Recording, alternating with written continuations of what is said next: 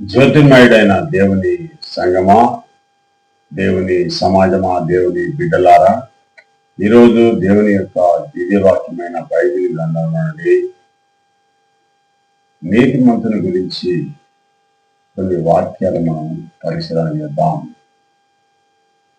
34వ అధ్యాయము 19వ వచనము కీర్తనకారుడు రాస్తున్నాడు.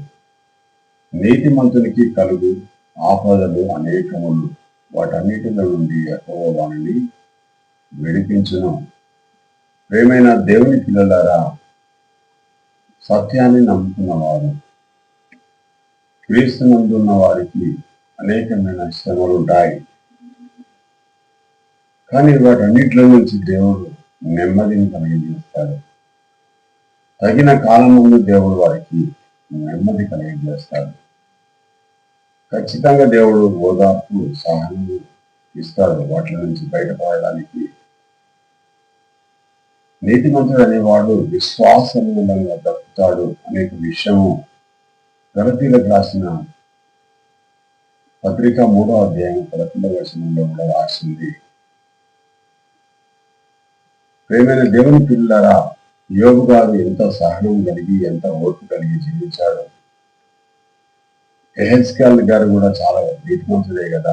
డానియేలు గారు కూడా ఎంతో నీతిమంతుడు కదా.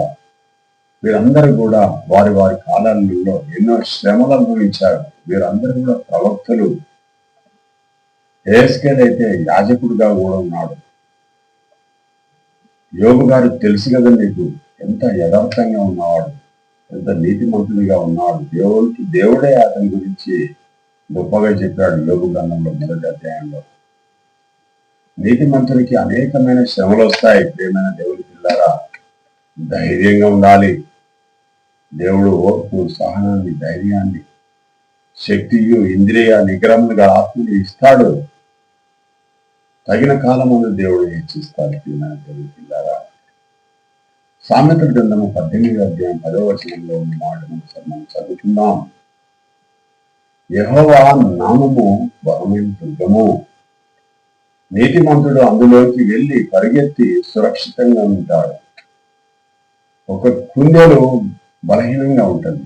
ఒక సింహం నుంచి తప్పించుకోవాలంటే ఒక బండ యొక్క గుహలోనికి దాక్కుంటుంది.